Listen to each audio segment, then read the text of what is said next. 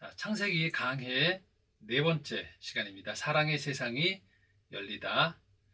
오늘 네 번째 시간으로 안식이 부여되다라는 제목으로 창세기 2장 1절에서 3절까지의 말씀으로 함께 은혜 나누고자 합니다. 여러분 달력 보실 때 가장 반가운 날은 어느 날인가요? 아마 대부분 빨간 날이라고 하시겠죠? 일요일, 주일, 그리고 공휴일. 왜 그날이 반가울까요? 쉬는 날이기 때문이죠. 쉰다는 것은 그만큼 사람에게 선물과 같은 것이라고 할 수 있습니다. 오늘 우리가 읽은 성경에는 우리가 바로 쉼이 하나님이 주신 선물이라는 것을 알 수 있는 본문이 나옵니다. 그런데 그 안식이 찾아오기 전에 그 상황이 아주 특별합니다. 1절 말씀인데요. 함께 읽겠습니다. 천지와 만물이 다 이루어지니라. 아멘. 갑자기 툭 하고 이 안식이 찾아오는 게 아니라고 이야기하고 있습니다. 천지와 만물이 다 이루어진 상황, 완벽한 상황이 하나님의 작품으로서 완성됐다는 거죠. 그런데 성경은 거기에서 끝나지 않고 하루가 더 남았음을 이야기합니다. 그게 오늘 본문 2절과 3절에 나옵니다. 함께 읽겠습니다. 하나님이 그가 하시던 일을 일곱째 날에 마치시니 그가 하시던 모든 일을 그치고 일곱째 날에 안식하시니라. 하나님이 그 일곱째 날을 복되게 하사 거룩하게 하셨으니 이는 하나님이 그 창조하시며 만드시던 모든 일을 마치시고 그날에 안식하셨음이니라. 방금 1절에 다 이루었다라고 했는데 2절에 다시 하시던 일을 일곱째 날에 마쳤다라는 표현이 나옵니다. 그런데 그 날에 하나님이 하신 행동이 무엇이었느냐? 하시던 모든 일을 그치고 안식했다라고 하십니다.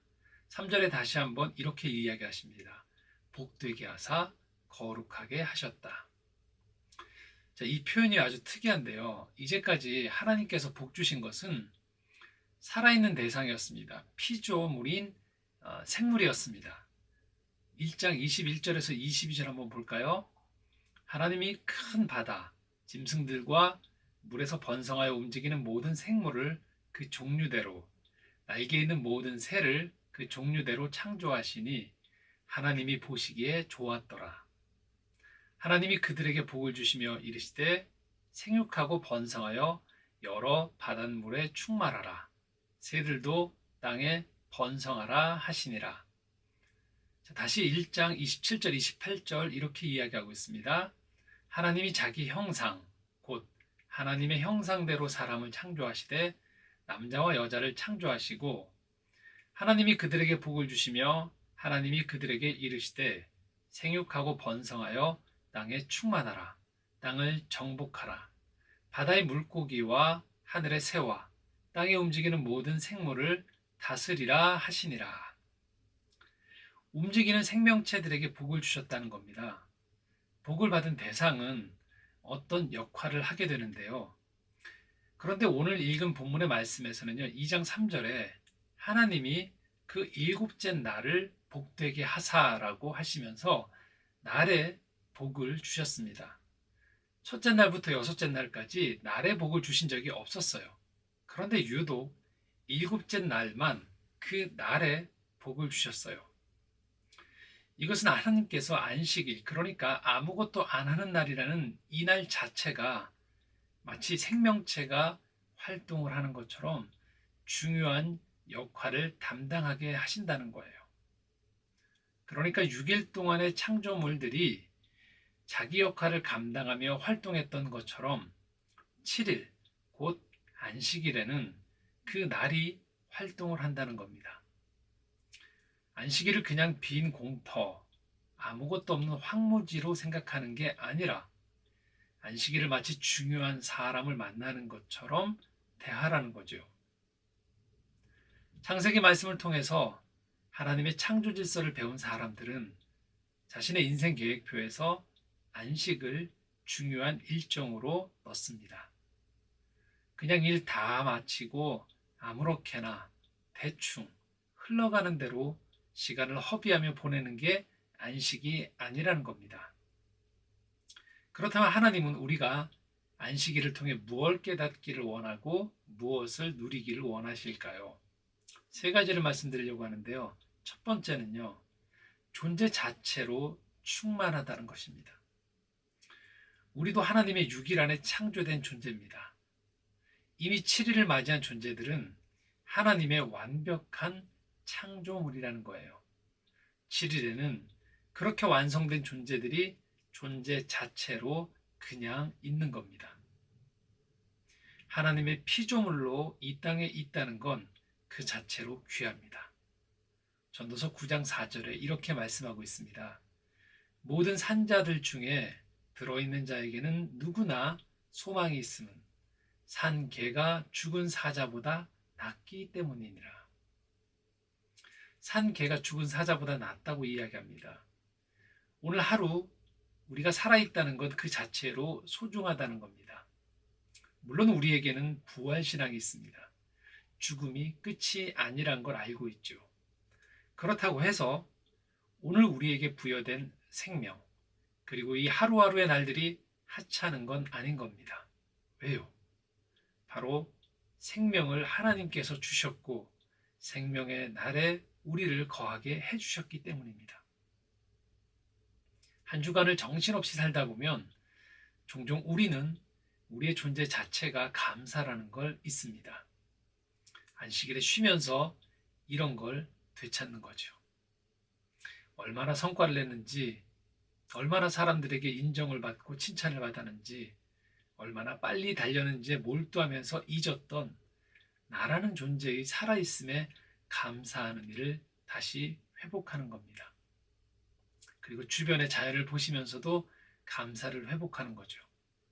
안식일에는 가족들과 산책도 하고 맑은 공기도 마시면서 한 주간에 잃어버렸던 존재 자체가 귀하다라는 그 리듬을 회복하는 거죠. 쉰다는 건요, 한 걸음 물러서서 본질을 보는 눈이 다시 회복되는 겁니다. 아이를 키워보신 분들을 공통적으로 하시는 말씀이 있어요. 아이들이 언제 가장 예쁜가? 잘 때라고 해요. 왜요? 낮에 깨어있을 동안에 아이와 아웅다웅 하면서 아이들이 벌린 여러 가지 문제들을 해결하느라고, 가르치느라고, 아이들을 뒷바라지하느라고 정신이 없는 거죠. 그러다 그 아이들이 잠자리에 들게 되면 비로소 아이를 관조적으로 보게 돼요. 다시 깨닫는 거죠. 이렇게 예뻤구나. 마찬가지입니다. 나, 가족, 동료, 이 피조 세계, 동시대를 살아가면서 너무 귀한 존재임을 우리는 잊고 사는 거죠. 안식하며 우리는 이 귀함을 다시 깨닫게 되는 겁니다. 두 번째는요, 하나님은 세상을 그리고 나를 지키신다는 겁니다. 우리가 열심히 살다 보면 자기도 모르게 빠지는 오류가 하나 있습니다. 나 없으면 여기는 안 될 거야. 그런데 우리가 안식일에 쉬면서 깨닫는 건요, 내가 쉬어도 세상은 아무 문제가 없구나라는 걸 다시 확인하는 거예요. 물론 이 얘기가 무책임하게 나 하나쯤이야 하는 생각으로 자기가 할 몫을 슬그머니 안 하고 남에게 그 책임을 미루라는 말이 아닌 것들은 잘 알고 계시리라 생각합니다.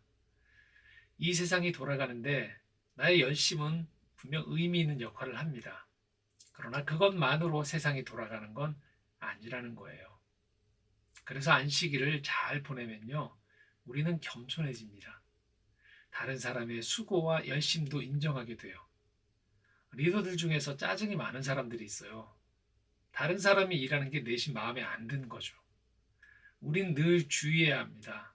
나도 열심히 살고 있지만 내 주변 사람들도 자기 몫만큼의 인생을 열심히 살고 있다는 거예요.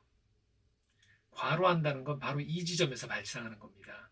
중간에 끊어져야 하는데 안 끊고 계속 한쪽 끝으로 몰아붙이는 거죠. 어느 순간 자기를 돌아보는데 그걸 중단하지 못하는 거예요. 그러므로 여러분, 안식일에는요, 평소보다 좀 기도도 더 많이 하시기 바랍니다. 뭘 더 달라는 기도가 아니고 하나님께서 일하심을 받아들이는 그런 기도를 하시는 거죠. 안식일을 보내면서 우리는 우리 안에 잔뜩 끼어 있는 삶의 긴장과 불만을 내려놓게 됩니다. 나보다 세상을 더 염려하고 계신 분이 계시다는 걸 인정하는 거죠. 하나님의 성실하심, 하나님의 돌보심이 내 열심보다 앞섭니다. 세 번째는요, 안식일에 너만 생각하지 말라는 거예요. 안식일은요, 공식적으로 함께 쉬는 날입니다. 출애굽기 말씀에 안식일을 지켜야 하는 이유를 이렇게 설명하고 있습니다. 20장 8절에서 10절인데요. 안식일을 기억하여 거룩하게 지키라. 엿새 동안은 힘써 내 모든 일을 행할 것이나 일곱째 날은 내 하나님 여호와의 안식일인즉 너나 내 아들이나 내 딸이나 내 남종이나 내 여종이나 내 가축이나 내 문 안에 머무는 객이라도 아무 일도 하지 말라. 당시의 남종, 여종, 가축은 사실 제대로 대우받지 못했었죠. 그런데 하나님께서 이 안식일에는요, 쉼을 허락하라고 명령하고 계세요. 힘을 가진 사람이 자기 힘을 가지고서 남을 부리는 문화를 중단하라는 겁니다. 하나님이 없는 문화의 가장 큰 특징은요, 탐욕을 정당화하는 겁니다. 네 욕심을 마음껏 채워라. 할 수 있다면 수단 방법을 가리지 말고 네 욕심을 다 채워라. 그게 능력이고 성공이라고 광고합니다. 그러나 그렇지 않습니다. 내가 내 몫의 범위를 넘어선 욕심을 채우는 동안 누군가는 쉬지 못합니다. 내 탐욕을 채워주기 위해서 누군가는 자기 삶의 자리를 침범당하기도 하고요. 또 누군가는 그 탐욕을 잔뜩 추진하고 있는 사람들 때문에, 탐욕을 계속 몰아가고 있는 사람들 때문에 큰 손해를 입기도 하는 것이죠. 오늘날도 이런 일들은 계속적으로 우리의 삶 가운데에서 벌어지고 있습니다. 누군가가 생존과 여유를 뛰어넘는 탐욕으로 삶의 터전을 어지럽히고 있는 일들이 오늘도 벌어지고 있다는 얘기예요. 탐욕이 멈추지 않으면요, 사람들이 쉬지를 못합니다.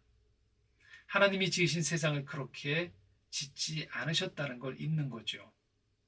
하나님은요, 열심히 우리가 일하고 하루는 쉬면서 서로의 수고를 위로하고 격려하며 또다시 밝아올 새날을 맞이하는 그런 리듬을 우리가 회복하기를 원하시는 겁니다.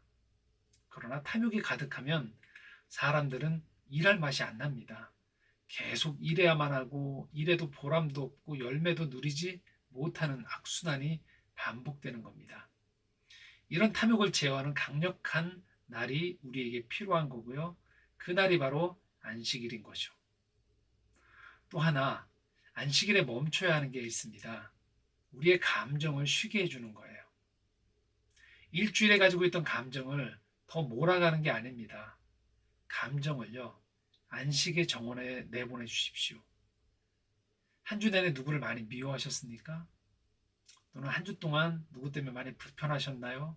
또는 정반대로 한 주 동안 너무 좋기만 하셨나요? 그 감정이 긍정이든 부정이든 안식일에는 잠시 감정을 순화시키는 시간이 필요합니다. 우리의 미움이 저주로 흘러가지 않도록, 나의 행복이 탐욕과 자만 그리고 이기심으로 달려가지 않도록 하는 일들이 안식일에 이루어져야 합니다. 하나님 앞에 우리의 마음을 내놓고 성령의 열매에 더 가까이 다가가는 시간이 필요합니다. 존재 자체가 충만해지는 날, 하나님의 일하심 돌보심을 인정하는 날, 그리고 함께 쉬는 날, 안식일입니다. 안식일은 이 모든 것들을 이루어가는 날입니다. 그리고 이 모든 요소를 다 담고 있는 한 가지가 있습니다. 바로 예배입니다. 예배를 온전히 잘 드리면 바로 이 안식의 정신이 살아납니다. 하나님께서 나를 얼마나 귀하게 보시는지, 예배를 드리러 오는 우리를 보시면서 하나님은 오늘 말씀해 주십니다. 잘 왔다, 내 아들아, 내 딸아. 나와 함께 교제를 나누자. 우리를 불러주십니다. 그리고 하나님은 잠잠히 기다리는 우리의 영혼에 말씀해 주십니다.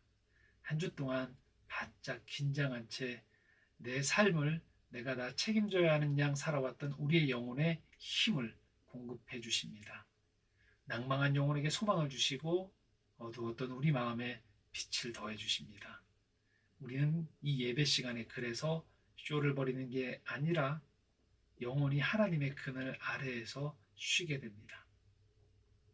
아마 여러분들 한두 번쯤 경험해 보신 분들 계실 거예요.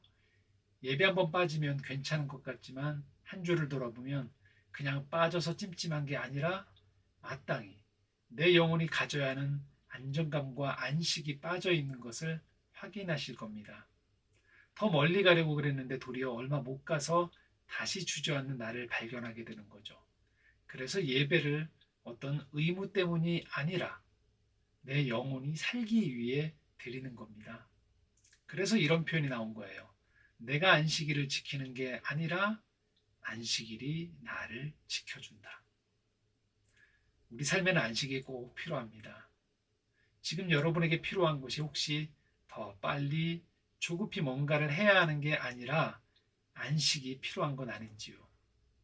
안식을 경험한 사람들이 제대로 일할 수 있습니다. 제대로 사랑할 수 있습니다. 제대로 끝까지 갈 수 있습니다. 하나님이 주시는 평화가, 쉼이, 위로와 소망이 여러분과 함께 하시기를 기원합니다. 기도하겠습니다.